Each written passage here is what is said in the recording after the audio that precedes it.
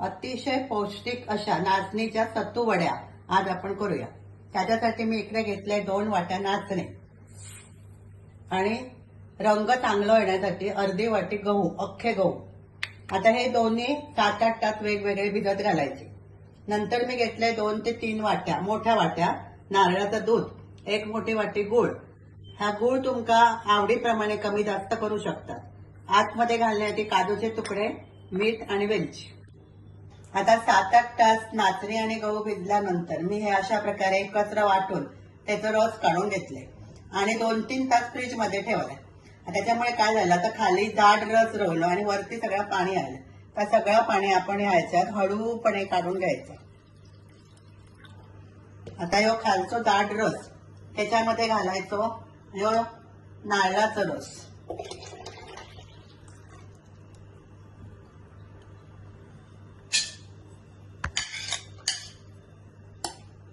आणि गूळ।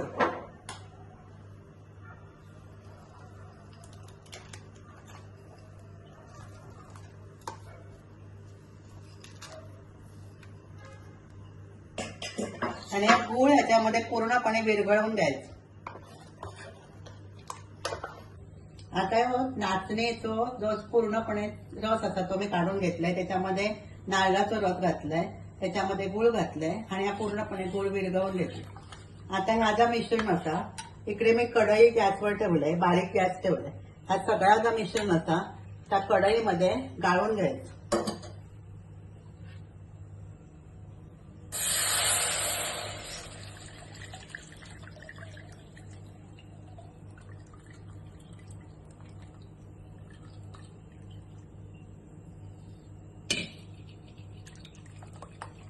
आणि खाली ढवळत राहायचं, खाली करपूक द्यायचं नाही जरा पण, कारण होता काय की त्याचा कुठले पटापट तयार होतं त्याच्यामध्ये, त्यामुळे सतत ढवळत राहायचं। थोडासा चवीसाठी मीठ,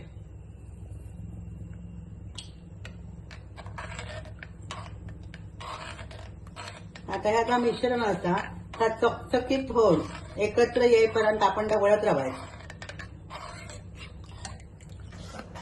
ह्या बघा, आता ह्या मिश्रण असा घट्ट होत असा तर त्या काय सतत ढवळत राहायचं, जरा पण त्याला लागू द्यायचं नाही आणि चकचकीत होईपर्यंत ठेवायचं।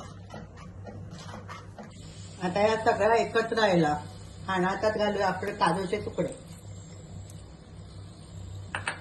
आणि वेलचीची पावडर आणि ढवळायचं। अजून थोडासा घट्ट होऊया। आता या सगळ्या शिजून आता एकत्र राहिला। आता आपण त्या एका ताटात काढून घेऊया, गॅस बंद करूया।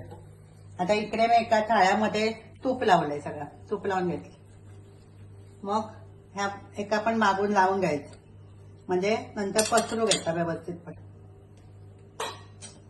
आता ह्या सगळ्याचं मिश्रण असतं ना, तर ह्या ताटात घालायचं।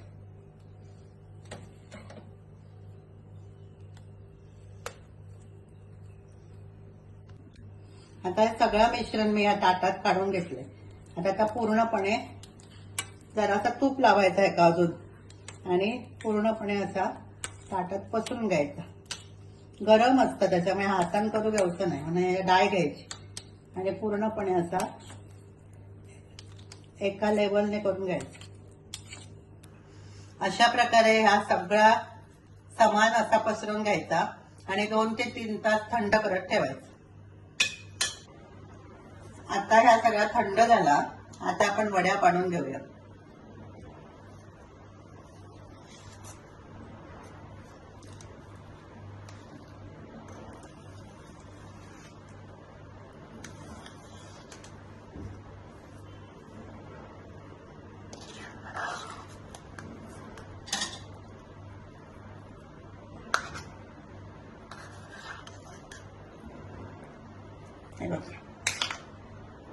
ही अशी वडी तयार होते। सगळ्या वड्या आपण आता एका प्लेटमध्ये काढून घेऊया। अशा या नाचणीच्या सत्तूच्या वड्या तयार।